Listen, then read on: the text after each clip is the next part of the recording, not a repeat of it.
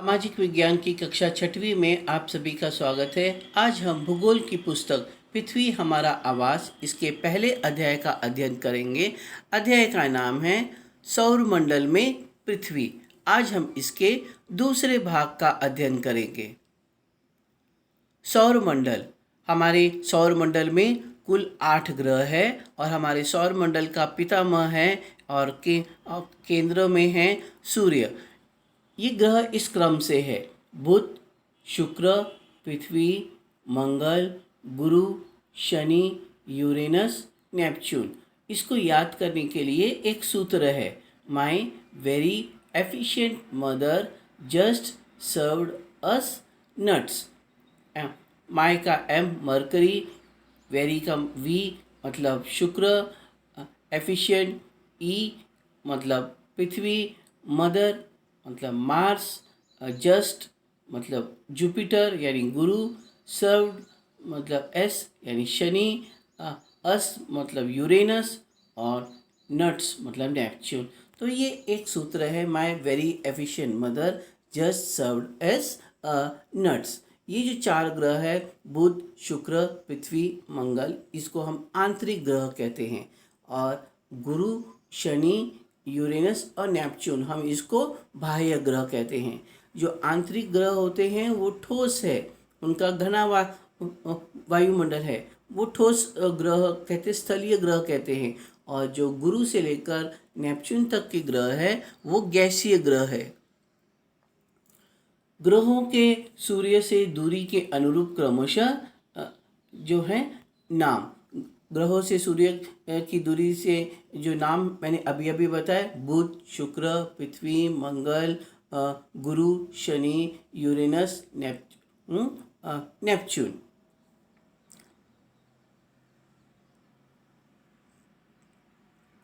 अब हम बात करेंगे ग्रह, उनके सूर्य की दूरी, उनके परिभ्रमण समय और उनके उपग्रहों की संख्या। तो हमारे सौरमंडल का सबसे पहला ग्रह है बुध। बुध की सूर्य से दूरी कितनी है? 5.8 करोड़ किलोमीटर यानी 5.8 करोड़ किलोमीटर, इतना बुध सूर्य से दूर है। इसको सूर्य के चारों तरफ परिक्रमा करने के लिए 88 डेज लगते हैं और अपने चारों तरफ परिक्रमा करने के लिए 59 डेज लगते हैं। देखिए ये सूर्य की चारों तरफ इसको जो परिक्रमा यानी रिवॉल्यूशन करने का समय क्या है? 88 डेज। और अपने चारों तरफ रोटेट करने के लिए इसको कितना समय लगता है? 59 डेज। ये ऐसा क्यों है कि उसको अपने चारों तरफ घूमने के लिए भी 59 दिन लगते हैं? ये इसलिए क्योंकि सूर्य का गुरुत्वाकर्षण पृथ्वी पर कार्य करता है, जिसके कारण बुध की अपने चारों ओर परिभ्रमण करने की गति भी काफ़ी धीमी होती है। हम बात करेंगे शुक्र सूर्य से 10.8 करोड़ किलोमीटर दूर है यानी 10.8 करोड़ किलोमीटर, और इसको सूर्य के चारों तरफ परिक्रमा करने के लिए 255 दिन लगते हैं। अपने चारों तरफ परिक्रमा करने के लिए इसे 243 दिन लगते हैं।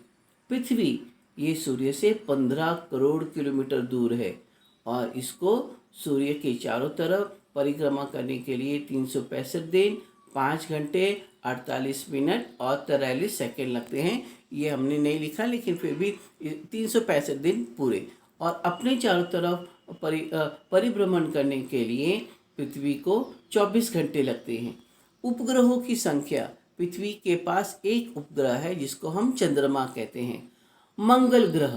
मंगल ग्रह सूर्य से 22.8 करोड़ किलोमीटर दूर है। सूर्य की चारों तरफ परिक्रमा करने के लिए इसको 687 दिन लगते हैं। अपने चारों तरफ परिक्रमा करने के लिए इसको भी पृथ्वी के समान 24 घंटे ही लगते हैं।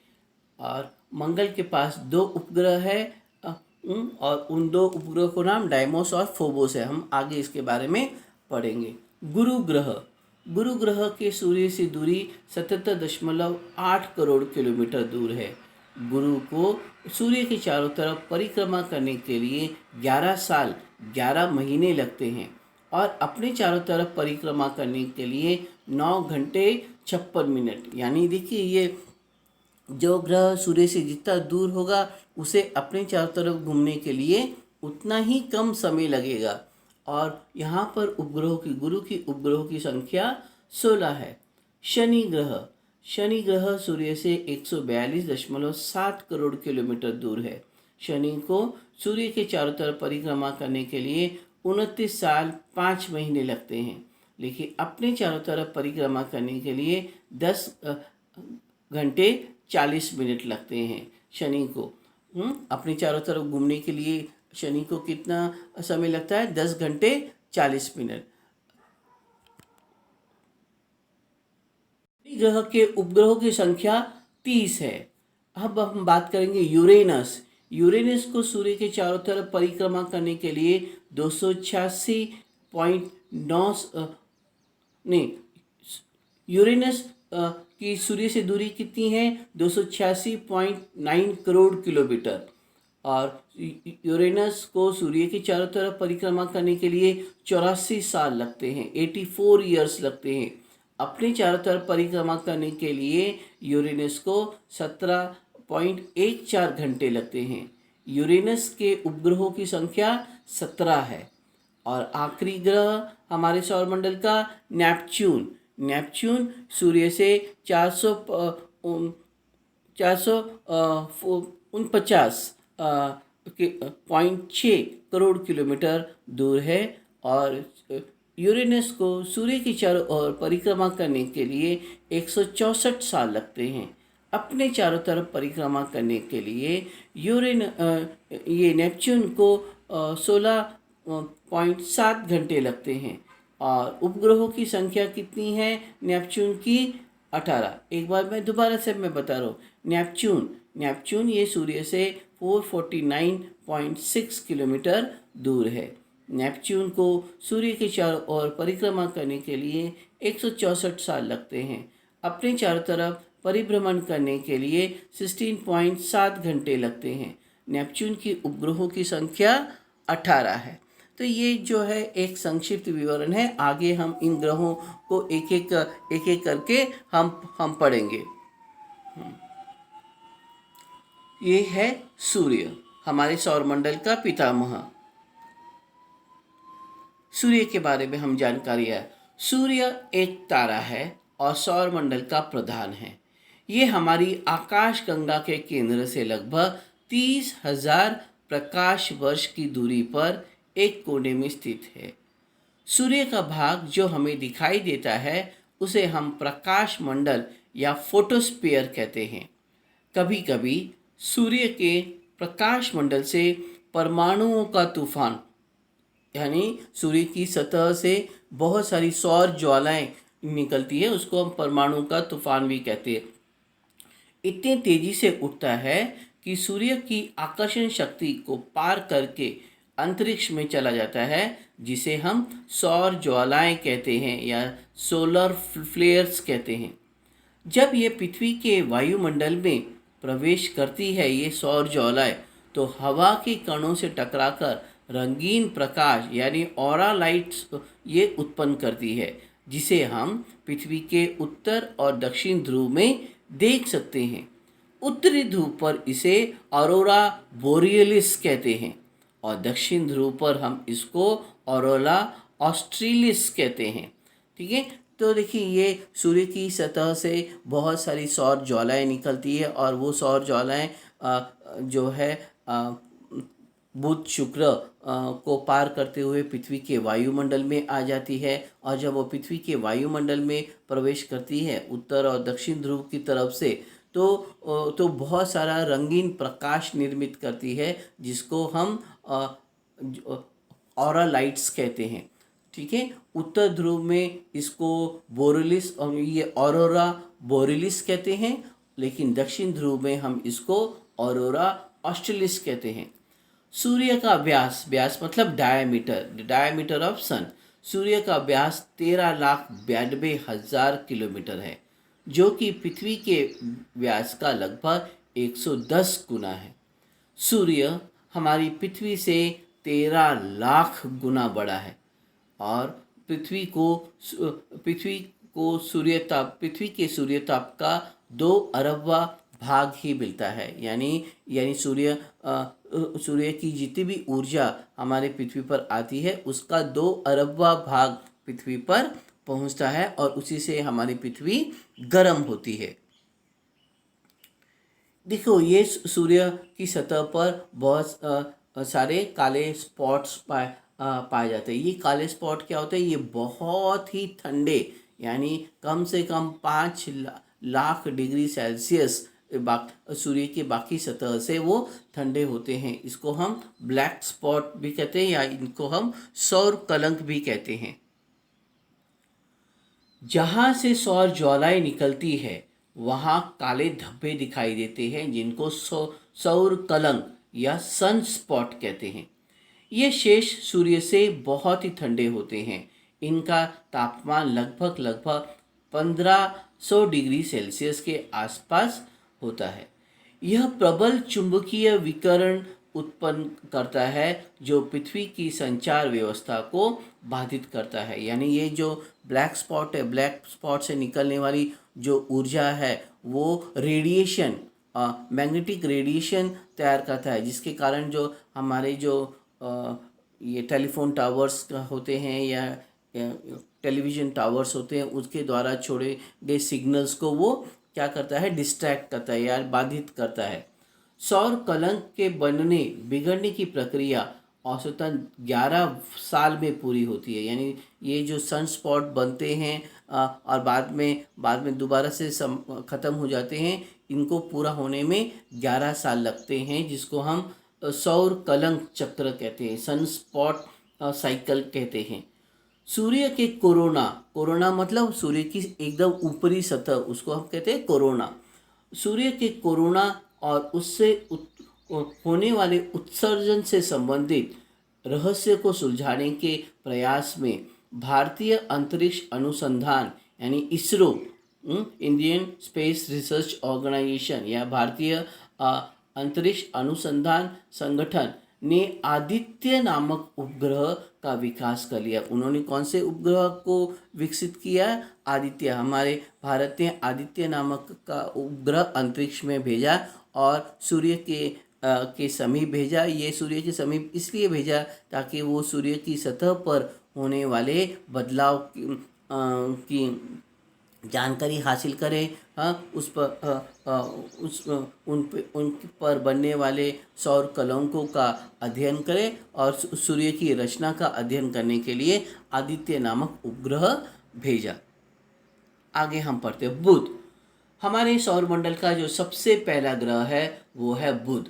ये सूर्य के पास का सबसे समीप ग्रह है। सूर्य के सबसे करीब होने के कारण यह सौरमंडल का सबसे गर्म ग्रह नहीं है। यानी सूर्य के सबसे पास होने के बावजूद भी ये ग्रह गर्म नहीं है। क्यों गर्म नहीं है? आप कारण बता सकते हैं?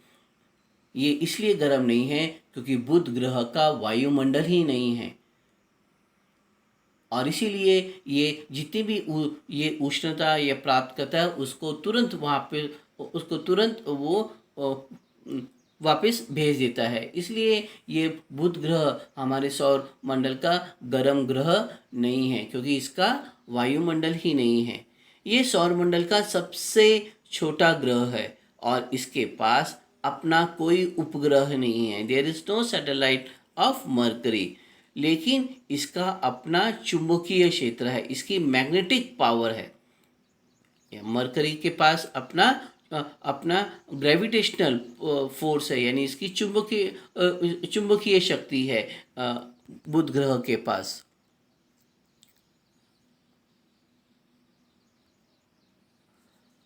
सूर्य के सबसे निकट होने के कारण यह सूर्य की परिक्रमा 88 दिन में कर लेता है और अपने चारों तरफ उसे घूमने में लगभग 59 दिन लगते हैं। 59 डेज लगते हैं अपने चारों तरफ घूमने। यानी बुध ग्रह पर एक दिन हमारे पृथ्वी के कितने दिनों के बराबर है? 59 डेज के बराबर है। सूर्य से इसकी दूरी 5 करोड़ 80 लाख किलोमीटर है। सूर्य से ये कितना दूर है? 5 करोड़ 80 लाख किलोमीटर। अब हम बात करते हैं शुक्र ग्रह। ये हमारे सौर मंडल का दूसरा ग्रह है। सूर्य से शुक्र ग्रह की दूरी 10 करोड़ 8 लाख किलोमीटर है। सूर्य के चारों ओर परिक्रमा करने के लिए इसे 255 दिन लगते हैं। 255 days to complete one revolution around the sun. अपने चारों ओर परिभ्रमण करने के लिए शुक्र को 243 दिन लगते हैं। यानी शुक्र ग्रह पर एक दिन हमारे पृथ्वी के कितने दिनों के बराबर है? 243, 243 दिन के बराबर है। इसे हम आकाश में खुली आंखों से देख सकते हैं। इसे सूर्योदय के पहले और सूर्यास्त के कुछ देर के बाद तक देखा जा सकता है, और इसीलिए हम इस सांझ और भोर तारा भी कहते हैं, मॉर्निंग इवनिंग स्टार भी कहते हैं शुक्र ग्रहों को। शुक्र ग्रहों को हम सांझ और भोर तारा भी कहते हैं। इसके पास अपना कोई उपग्रह नहीं है, यानी शुक्र ग्रह का भी कोई उपग्रह नहीं है। ये सबसे चमकीला और हमारे सौर मंडल का सबसे ज़्यादा गर्म ग्रह है। ये गर्म इसलिए है क्योंकि इसका वायुमंडल घना है, और ये सूर्य से छोड़ी गई जितनी भी उष्णता है उसको अवशोषित कर लेता है, सोख लेता है, और इसीलिए ये शुक्र ग्रह सबसे गर्म ग्रह है। इसके सर्वाधिक गर्म होने का कारण सूर्य के सबसे नज़दीक होना और इसका घनत्व भी बहुत ही ज़्यादा है। इसके कारण भी ये ग्रह हमारे सौरमंडल का सबसे गर्म ग्रह है। ये पृथ्वी की निकटतम ग्रह है, दूसरा नज़दीकी ग्रह है। ये घनत्व, आकार और व्यास में पृथ्वी से बहुत मिलता जुलता है, बहुत समानता रखता है। इसीलिए इसे हम पृथ्वी की बहन भी कहते हैं। शुक्र ग्रह को हम पृथ्वी की बहन भी कहते हैं। ठीक है। हाँ, अब हम बात करते हैं पृथ्वी, हमारे सौरमंडल का तीसरा बड़ा ग्रह, तीसरे क्रमांक का ग्रह। ये सूर्य से पृथ्वी की दूरी 15 करोड़ किलोमीटर है। सूर्य पृथ्वी से ये पृथ्वी सूर्य से कितने किलोमीटर दूर है? 15 करोड़ किलोमीटर। इसीलिए इतना दूर होने के बावजूद भी सूर्य का प्रकाश पृथ्वी तक पहुंचने के लिए 8.4 मिनट लगते हैं। यानी सूर्य का प्रकाश पृथ्वी पर पहुंचने में कितना समय लगता है? 8.44 मिनट या 8 मिनट 4 सेकंड, ऐसे भी आप कह सकते हैं।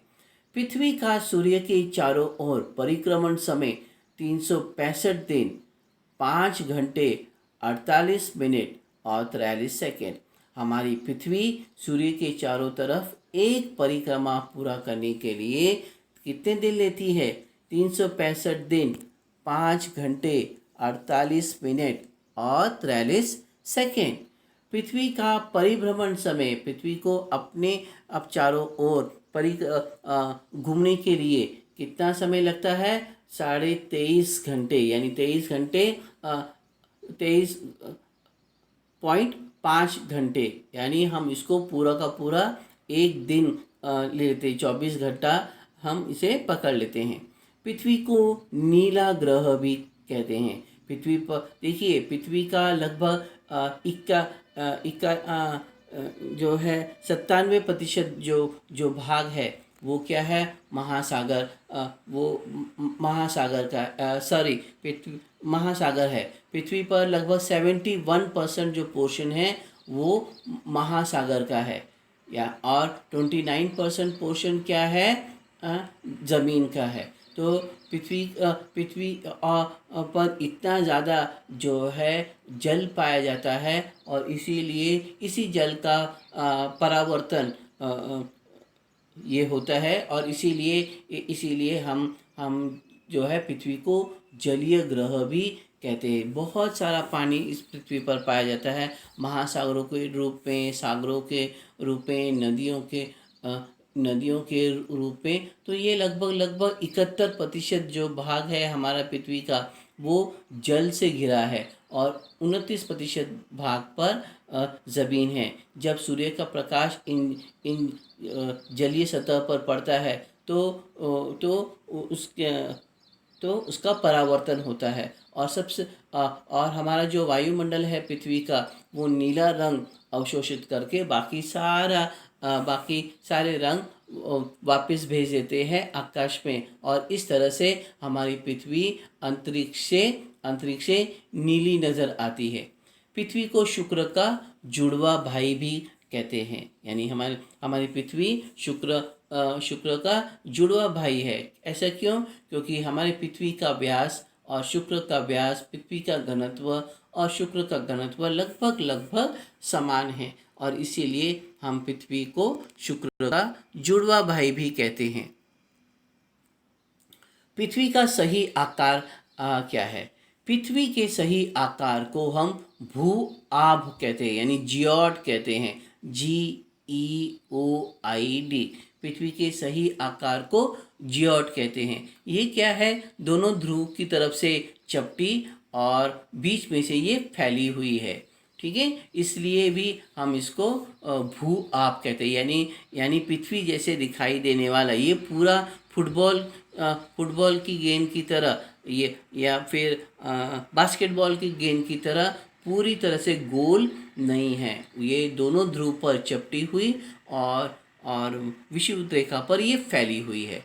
यहाँ पर जल और ऑक्सीजन, यहाँ पे जल भी पाया जाता है और ऑक्सीजन वायु भी पाई जाती है। ये ना तो अधिक गर्म है और ना ही अधिक ठंडी। हमारी पृथ्वी का वायुमंडल बहुत ज़्यादा घना है। यहाँ जो सूर्य से आने वाली जो हानिकारक किरणों को वो रोक लेती है। आपको मालूम है ना, हमारे वायुमंडल में एक वायु है ओजोन। ये ओजोन वायु क्या करती है? सूर्य से आने वाली जितनी भी हानिकारक किरणें हैं उसको वो वापस अंतरिक्ष में भेज देती है, और जो कम हानिकारक किरणें हैं उनको ज़मीन पर पहुंचाती है, जिसके कारण हमारे पृथ्वी का तापमान अधिक बढ़ता नहीं। यहाँ पर जो है सौर विकिरण अधिक होता नहीं, इसलिए यहाँ पर तापमान का संतुलन बना रहता है, ठीक है।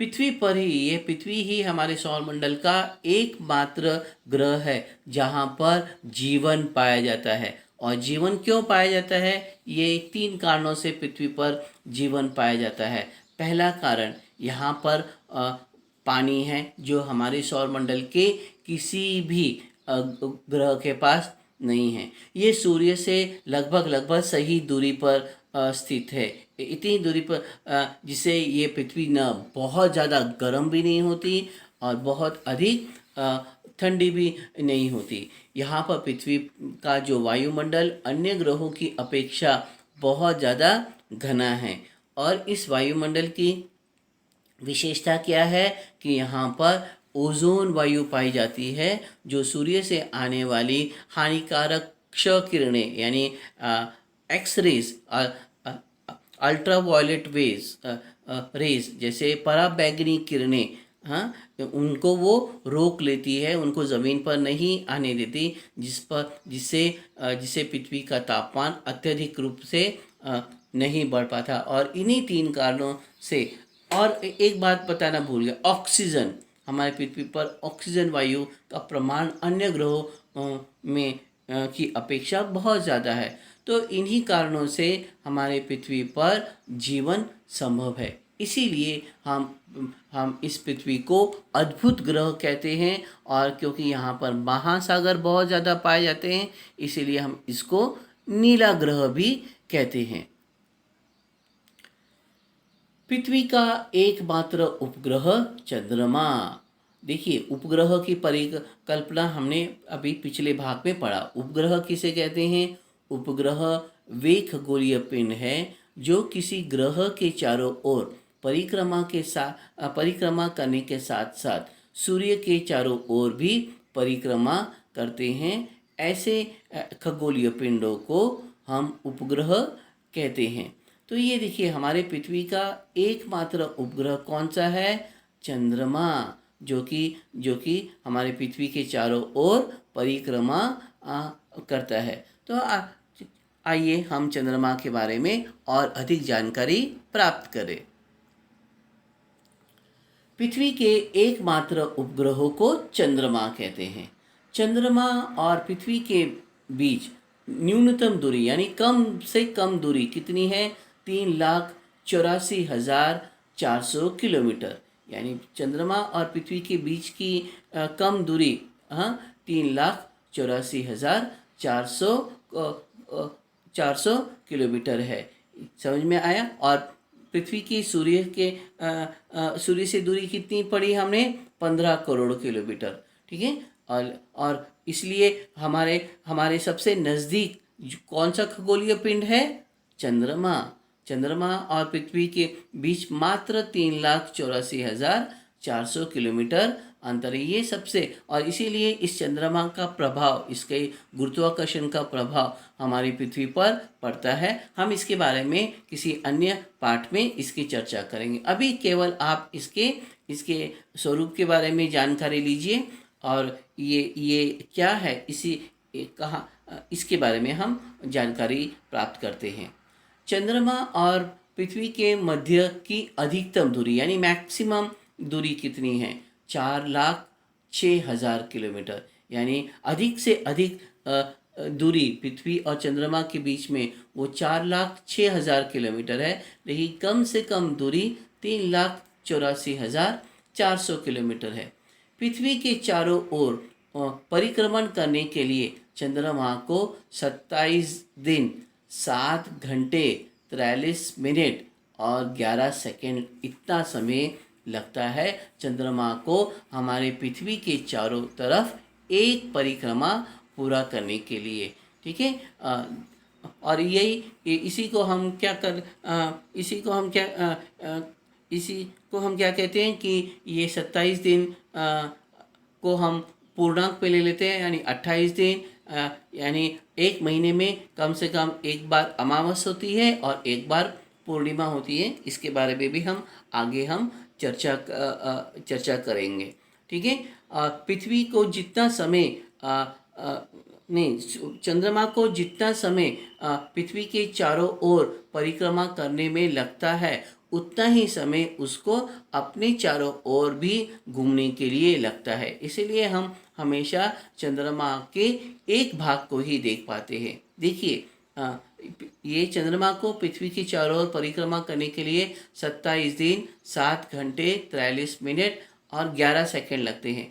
अपने चारों तरफ घूमने के लिए भी चंद्रमा को इतना ही समय लगता है, 27 दिन 7 घंटे 43 मिनट और 11 सेकंड। इसीलिए हम पृथ्वी से चंद्रमा के हमेशा एक भाग को ही देख पाते हैं। चंद्रमा का व्यास यानी डायमीटर कितना है? 3,476 किलोमीटर, जो कि पृथ्वी की तुलना में 1/4 है।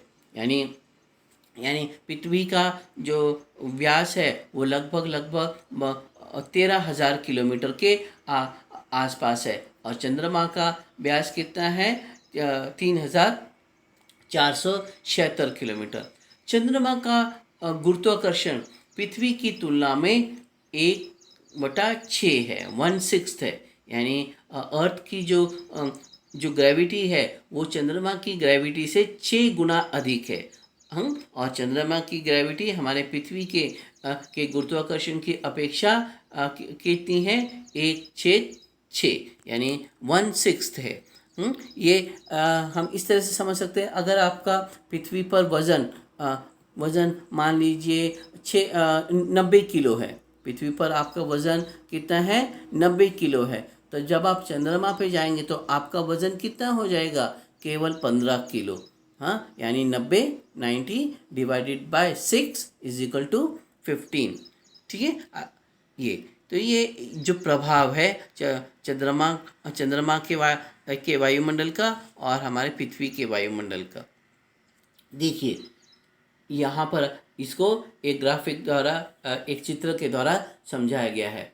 ठीक है, अगर आपका आपका वज़न पृथ्वी पर 90 किलो है, तब आप जब चंद्रमा के पर जाएंगे तो आपका वज़न कितना रह जाएगा? केवल 15 किलो। ये इसलिए है क्योंकि आप पृथ्वी पर रहेंगे तो आप पृथ्वी के गुरुत्वाकर्षण के कारण जो है आपका आपका जो भार है वो भार क्या हो जाएगा? अधिक हो जाएगा, 90 डिग्री। और चंद्रमा की सतह पर कोई वायुमंडल ही नहीं है, और इसीलिए इस प्रभाव के कारण और इसलिए उसका जो गुरुत्वाकर्षण जो बल भी है वो भी हमारे पृथ्वी की अपेक्षा 1/6 है। हाँ, और इसीलिए चंद्रमा की सतह पर जब आप जाएंगे तो आपका वज़न केवल 15 किलो ही रह जाएगा। चंद्रमा की सतह पर वायुमंडल नहीं पाया जाता। मैंने अभी मैंने बताया, यहाँ पे बिल्कुल वायुमंडल नहीं पाया जाता।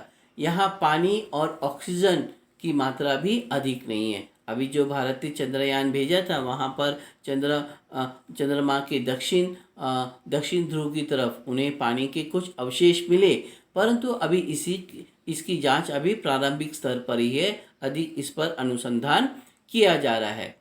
इसीलिए यहाँ की परिस्थिति जीवन के लिए अनुकूल नहीं है। एक तो यहाँ का वायुमंडल नहीं है, इसीलिए आपको चंद्रमा की सतह से आकाश कैसे नज़र आता है? काला काला नज़र आता है यहाँ पर।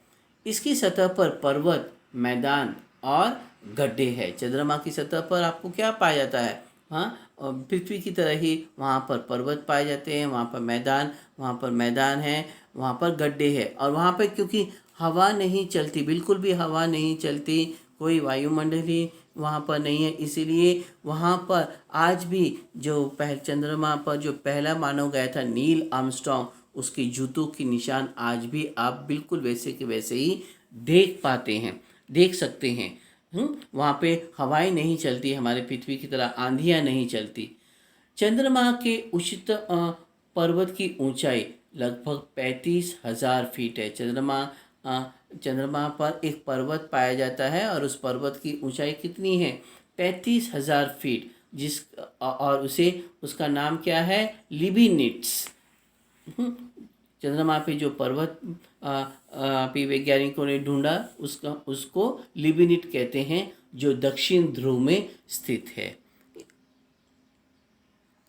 ये देखिए, चंद्रमा पर पाँव रखने वाला ये पहला एस्ट्रोनॉट या पहला जो है अंतरिक्ष यात्री नील आर्मस्ट्रॉन्ग। वैसे इसके साथ और दो लोग भी गए थे। एक तो है एडविन ऑल्ड्रिन और माइकल कॉलिंस। इसीलिए जो उन्होंने चंद्रमा की सतह से जो वो खनिज लेकर आए उसका नाम उन्होंने इन तीनों के नाम के कुछ अक्षरों को मिलाकर रखा। हाँ, आर्माकोलाइट। हाँ, यानी नील आर्मस्ट्रॉन्ग का आर्म, हाँ, एडविन ऑल्ड्रिन का नाम, और माइकल कॉलिंस का कॉल। तो ये इस तरह से मिलाकर उन्होंने वहाँ पर जो खनिज वो लेकर आए चंद्रमा की सतह से, उसका नाम उन्होंने अपने इन तीनों के नामों को मिलाकर रखा, आर्माकोलाइट। समझ में आया? चंद्रमा पे जो खनिज पदार्थ पाया गया उसका नाम क्या है? आर्माकोलाइट, जो कि वो लेकर आए पृथ्वी पर रिसर्च करने के लिए। चंद्रमा पर पाँव रखने वाला पहला इंसान। चंद्रमा पर सबसे पहले संयुक्त राज्य अमेरिका ने अपना यान भेजा, और उस यान का नाम था अपोलो 11। और वो जो यान था वो 29 जुलाई 1969 में वहाँ पर लैंड किया। वहाँ पर वो चंद्रमा की सतह पर उतरे। नील आर्मस्ट्रॉन्ग, एडविन ऑल्ड्रिन और माइकल कॉलिंस, वहाँ ये जो है तीन लोग थे जिन्होंने चंद्रमा की सतह पर पैर रखा। वहाँ उन्होंने पत्थर के नमूने वायुमंडल का उन्होंने अभ्यास किया। वहाँ के पत्थरों का, वायुमंडल का उन्होंने स्टडी की। तो ये जो थे, इस तरह से उन्होंने चंद्रमा के सतह के वहाँ के वायुमंडल पर अनुसंधान उन्होंने किया। 1969 में उन्होंने 1969 में उन्होंने चंद्रमा की सतह पर पैर रखा। वहाँ के पत्थरों का, वायुमंडल का उन्होंने स्टडी की। तो ये जो इससे उन्होंने चंद्रमा के सतह के के वायुमंडल पर अनुसंधान उन्होंने किया। अभी तक हमने जो भी सीखा उसको एक बार आप दोबारा से पढ़िए, उसको ये जो मुख्य मुद्दों को याद कीजिए, अपनी नोटबुक में लिखिए। कल हम चंद्रमा के बारे में और भी अधिक जानकारी प्राप्त करेंगे, यानी वहाँ पर अमावस पूर्णिमा क्यों होती है, चंद्रमा अपने अलग अलग जो कलाएं क्यों दिखाता है, कलाएं क्यों दिखाता है। फिर हम चंद्रमा के कारण, हमारे इस उपग्रह के कारण जो पृथ्वी पर जो ग्रहण लगते हैं, सूर्य ग्रहण और चंद्र ग्रहण, इसके बारे में भी हम जानकारी हासिल करेंगे। आज के लिए केवल इतना ही। धन्यवाद।